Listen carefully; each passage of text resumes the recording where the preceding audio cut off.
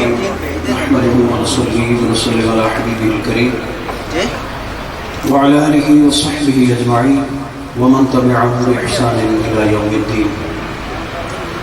أما بعد فأعوذ بالله من الشيطان الرجيم. بسم الله الرحمن الرحيم. ولكم في الأرض مستقر ومتاع إلى حين. صدق الله مولانا العظيم وبلغنا رسوله النبي الكريم الأمين الرؤوف الرحيم. درود پاک پڑھ لیجیے. الصلاۃ والسلام علیک یا سیدی یا رسول اللہ وعلی آلک واصحابک یا سیدی یا حبیب اللہ.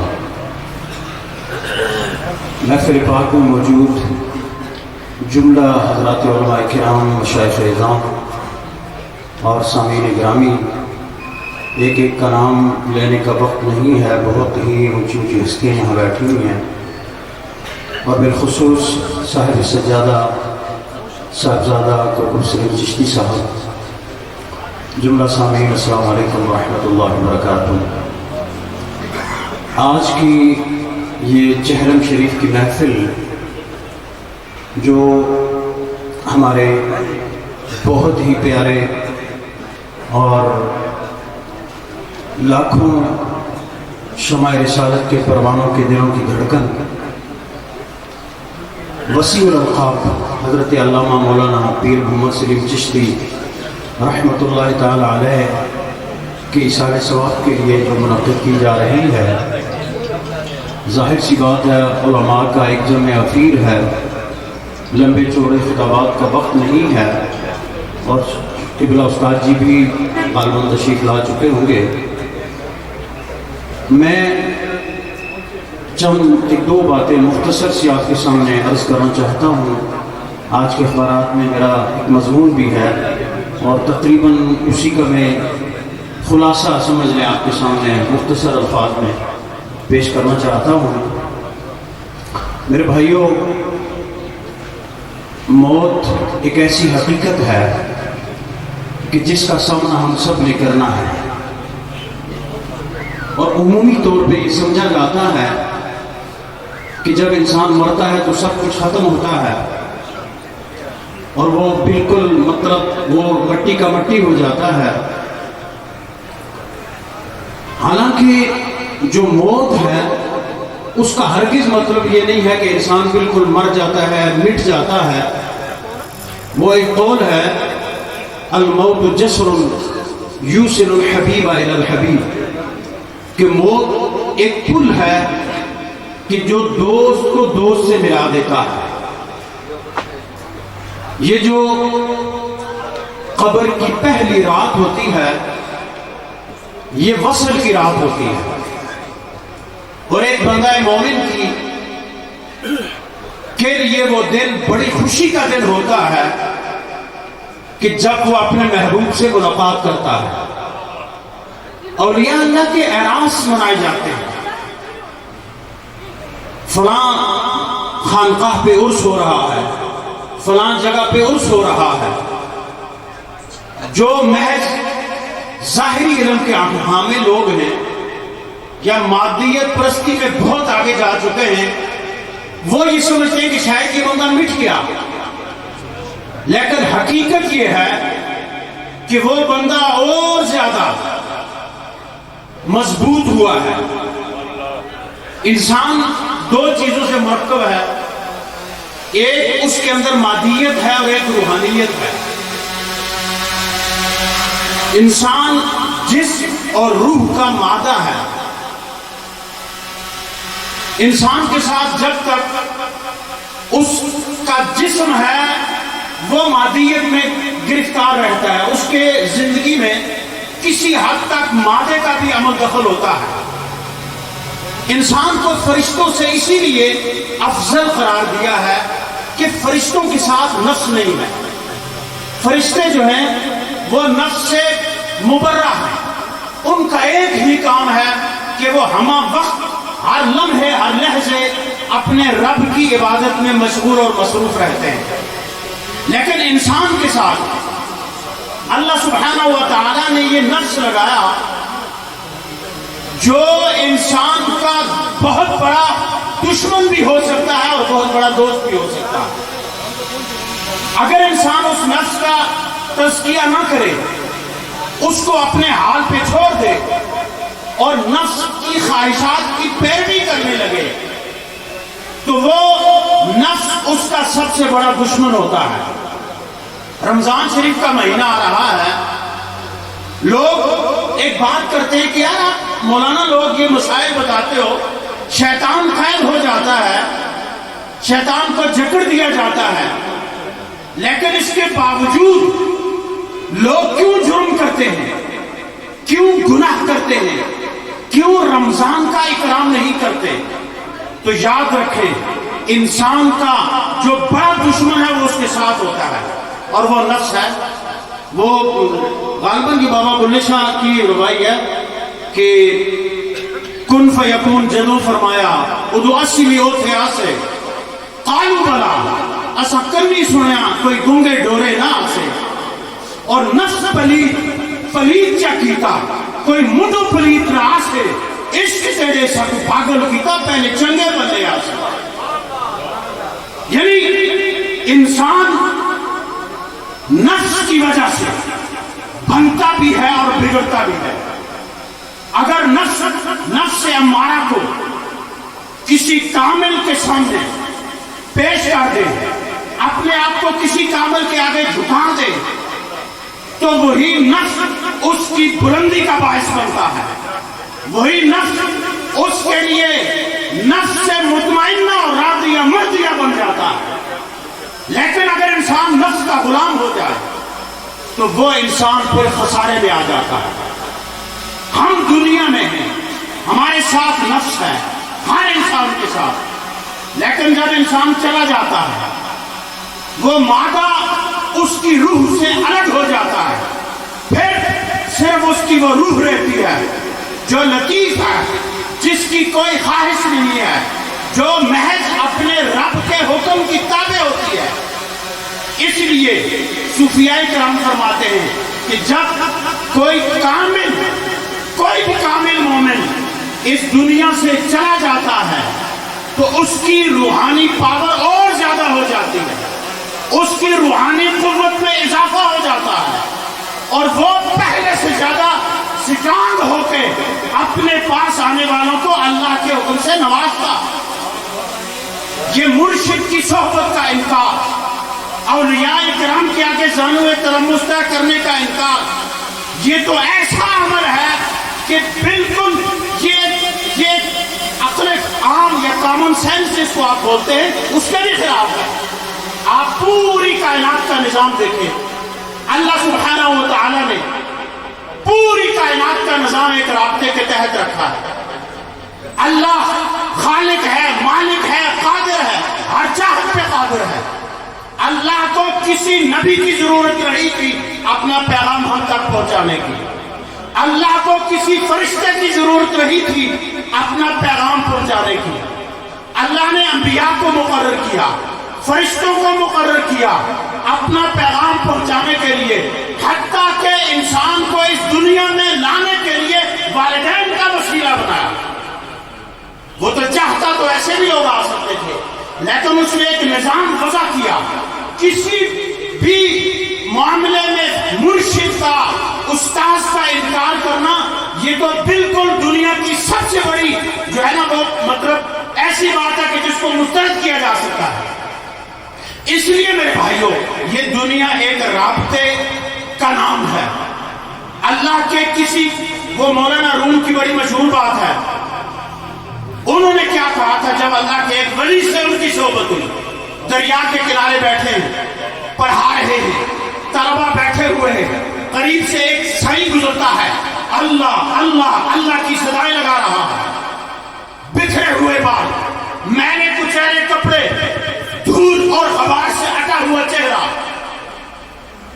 قریب آیا، پوچھا مولانا صاحب یہ چیز آپ کیا کر رہے ہیں؟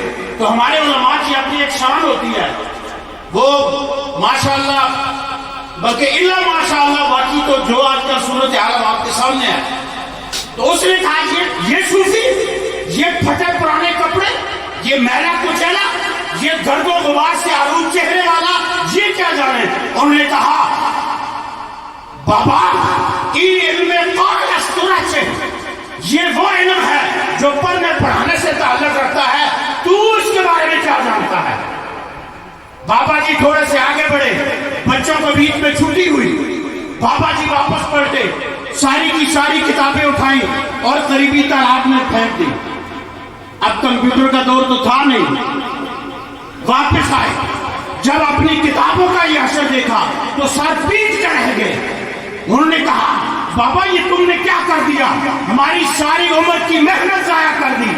बाबा जी मुस्कुराए, अपने हाथों को तालाब में डाला, सारी की सारी किताबें उठा के यूं कर भागते हुए मौलाना रूम के वाले की कहा, मुल्ला जी पढ़ाओ बच्चों को।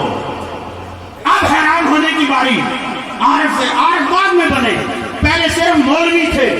मौलाना रूम की हैरान होने की बारी थी। अकल तस्लीम नहीं करती, किताबें हैं, कागज है, मुख्तलिफ पत्तों पे लिखी हुई चीजें हैं, इनको तालाब में डाल दिया गया, लेकिन वो उनसे धूल उड़ रही है। हैरान हो गए, पूछा, बाबा जी ये चीज, बाबा ये क्या है? तो दरवेश ने कहा, मौलवी साहब इल्म हाल अस्तुरा से, ये तो दिल का इल्म है, तुझे इससे क्या ताल्लुक है? तूने तो ये पढ़ा ही नहीं। वाह मौलाना रूम, सारी उम्र हदीस पढ़ाई, सारी उम्र कुरान पढ़ाया। हैरान हो गए, अमामा उतार के उस सूफी के कदमों में रखा, पुकार उठे, हेच चीजें खुद बखुद चीजें न शुद, हेच आहम खुद बखुद तेगे न शुद, और मौलवी हरगिज न शुद, मौलाए रूम तागुला में शम्स तबरेज़े न शुद। मौलाना रूम पुकार उठे कि मैं उस वक्त तक आलिम नहीं बना था कि जब तक मैं शम्स तबरेज़ का गुलाम नहीं बना था। और यही गुलामी, मैं बात खत्म कर रहा हूं, यही गुलामी इंसान के अंदर आजिज़ी पैदा करती है, इनकिसारी पैदा करती है, हक़ाइक़ के अशिया का इल्म पैदा करती है।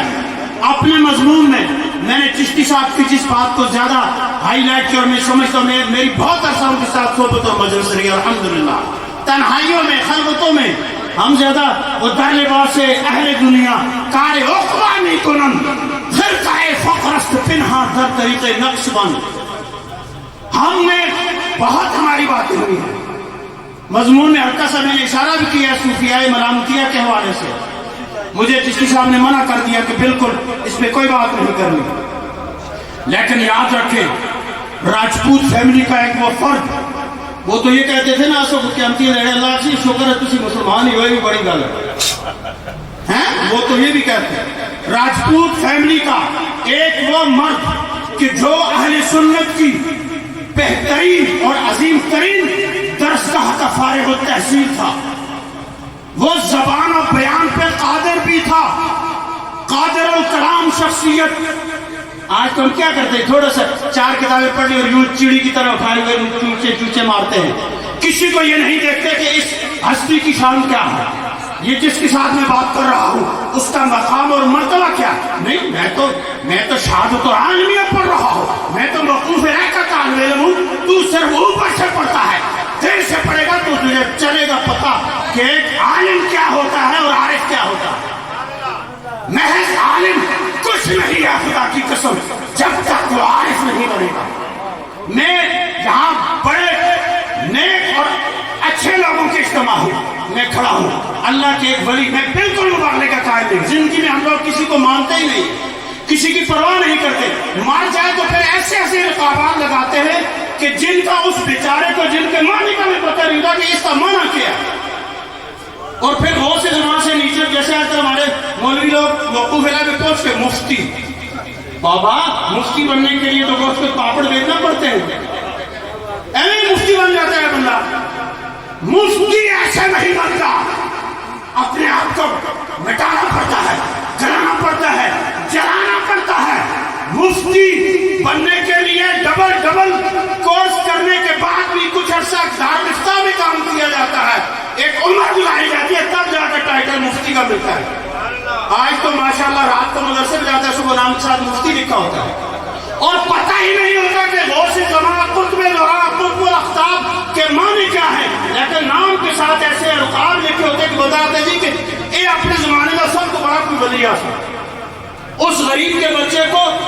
کے معنی اور مفاہیم کا بھی پتہ نہیں ہوتا. چشتی صاحب میں بالکل, مجھے جو لوگ جانتے ہیں اچھی طرح جانتے ہیں, مجھے مفت بھی کہتے ہیں, بالکل میں خدا کی قسم اٹھا, کوئی مبالغہ نہیں, میں کبھی زندگی میں کرنا میرا اصول ہی نہیں ہے.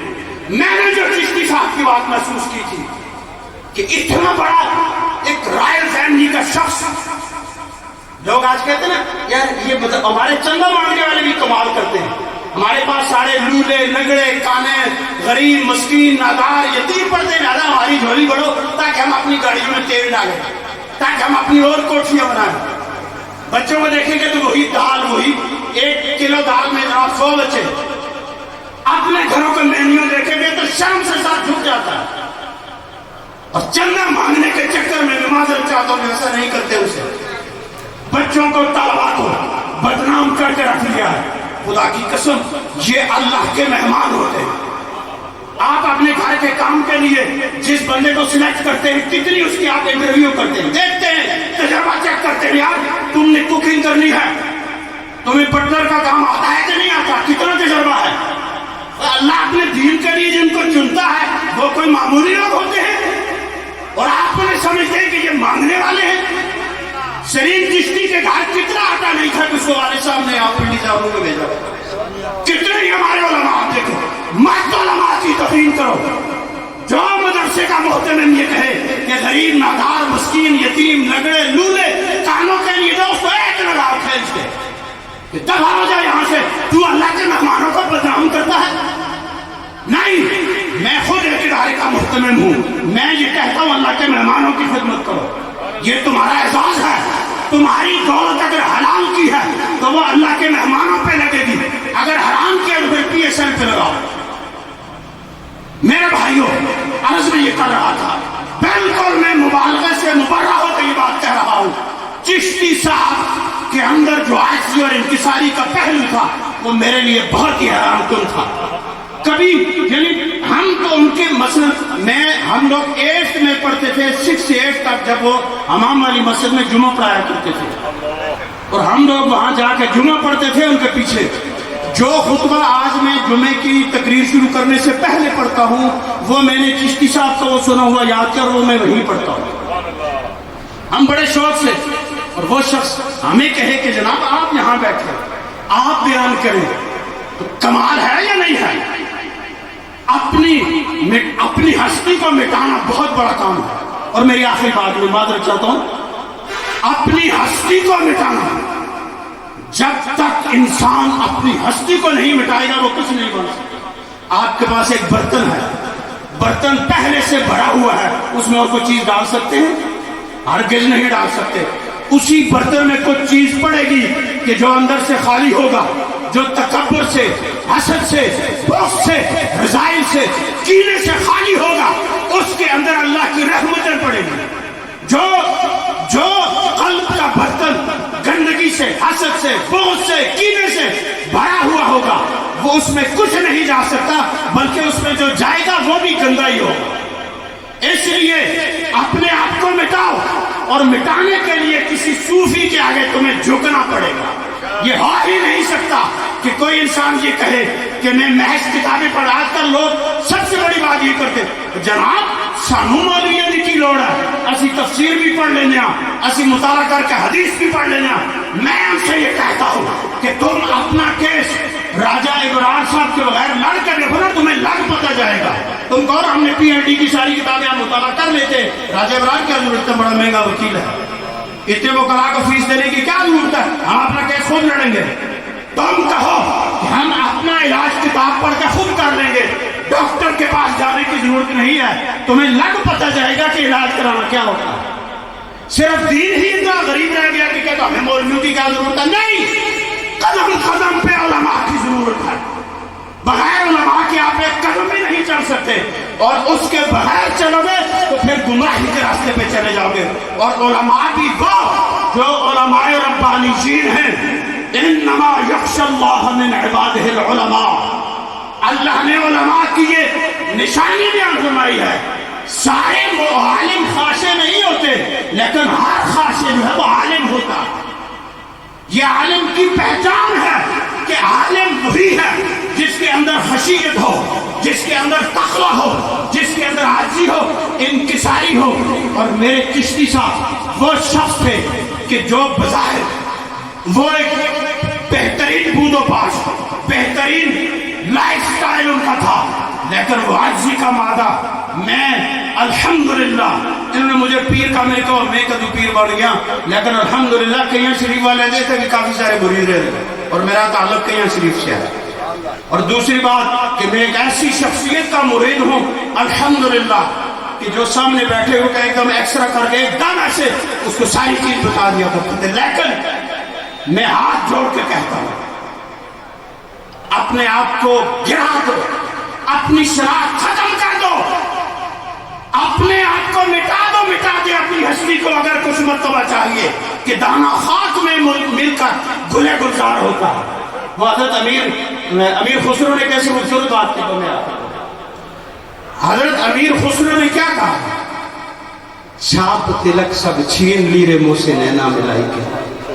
اس کا کہ آپ سب نے کوئی گانا گاتا ہے نہیں، چھاپ تلک سب چھین لیرے منہ سے نینا ملائی کے. وہ کہتے ہیں کہ جب میں اپنے مرشد پیر نظام الدین محبوب الہی کی بارگاہ میں ہوا، انہوں نے جب میری نظروں سے نظریں ملائی تو میں اپنی شناخت بھی بھول گیا. کیوں؟ یہ وہ میں ہے کہ طیبہ سے منگائی جاتی ہے، سینوں میں چھپائی جاتی ہے، توحید کے میں ساغر سے نہیں آنکھوں سے پلائی جاتی ہے. اس لیے اپنے آپ کو مٹا دو. اگر تم چاہتے ہو کہ تم زندہ رہو، موتو قبل ان تموتو کی تصویر بن جاؤ. اور وہ جو مولانا روم نے حکایت بیان کی ہے، مختصرہ میں آخری بات کر کے بات ختم کر رہا ہوں. مولانا روم فرماتے ہیں ایک تاجر تھا، اس نے ایک طوطا پال رکھا تھا. طوطا بڑی اس سے باتیں کرتا تھا. ایک دفعہ تاجر نے اپنے طوطے سے کہا کہ میں کسی ملک کے ہندوستان کے سفر پہ جا رہا ہوں، تو اپنے ساتھیوں کے لیے کچھ پیغام بھیجنا چاہتا ہے؟ تو اس نے کہا کہ میں اپنے ساتھیوں کے لیے تمہیں ایک پیغام دیتا ہوں. میرے ساتھیوں کو یہ کہو کہ تم بڑے خوش قسمت ہو کہ تم آزادی کی زندگی بسر کر رہے ہو اور میں یہاں قید و بند کی صعوبتیں برداشت کر رہا ہوں. وہ تاجر چلا گیا، جا کے اس ملک میں گیا. اس نے طوطوں کے غول کے پاس وہ کھڑا ہوا اور انہیں کہا کہ تمہارے ساتھی کا تمہارے لیے ایک پیغام ہے، اور پیغام یہ ہے کہ اس نے یہ پیغام دیا ہے. جب اس نے پیغام دیا تو اس نے دیکھا کہ ان میں ایک طوطا نیچے ٹھپ سے گرا اور وہیں پہ بظاہر مر گیا. اب وہ تاجر بڑا حیران ہوا، واپس آیا اپنے طوطے سے کہا کہ بڑی عجیب بات ہوئی، میں نے تیرا پیغام ان تیرے ساتھیوں کو دیا تھا، لیکن عجیب بات یہ ہوئی کہ ان میں سے ایک جو تھا وہ نیچے گر کے مر گیا. تو اس نے جب طوطے نے یہ بات سنی تو وہ بھی ایک دم تھپ سے گرا اور پنجرے میں بظاہر مر گیا. اب تاجر بڑا حیران ہوا. اس نے کہا کہ یہ کیسے ہو گیا؟ تاجر نے فوراً پنجرا کھولا، اس کو نکالا، وہاں اڑایا، باہر پھینکنے لگا تو اڑ کے طوطا درخت کے اوپر بیٹھ گیا. تاجر حیران ہوا، کہنے لگا یہ کیا ہے، یہ کیسے ہو سکتا ہے؟ اس نے کہا اے تاجر، مجھے میرے دوست نے ایک پیغام دیا تھا، اور پیغام کیا دیا تھا کہ اگر تو قید کے پنجرے سے نکلنا چاہتا ہے تو اپنے آپ کو مار دے، اپنی ذات کو فنا کر دے، اپنے آپ کو مٹا دے. اور جب تو اپنے آپ کو مٹائے گا تو پھر تو ہمیشہ کے لیے زندہ ہو جائے گا.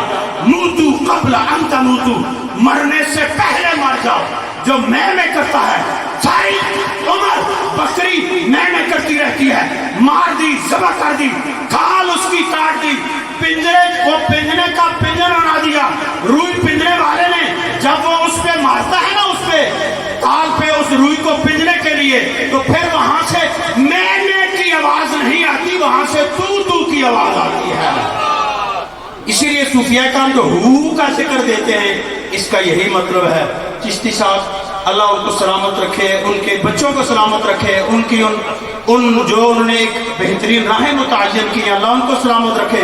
انہوں نے ایک بہترین زندگی گزاری ہے، قابل رشک زندگی گزاری ہے، دمنگ زندگی گزاری ہے، سسک کے نہیں بلکہ سر اٹھا کے زندگی گزاری ہے.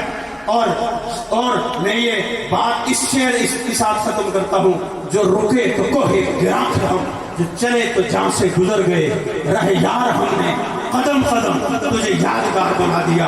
اللہ سبحانہ و تعالی چشتی صاحب پہ کروڑ رحمت نازل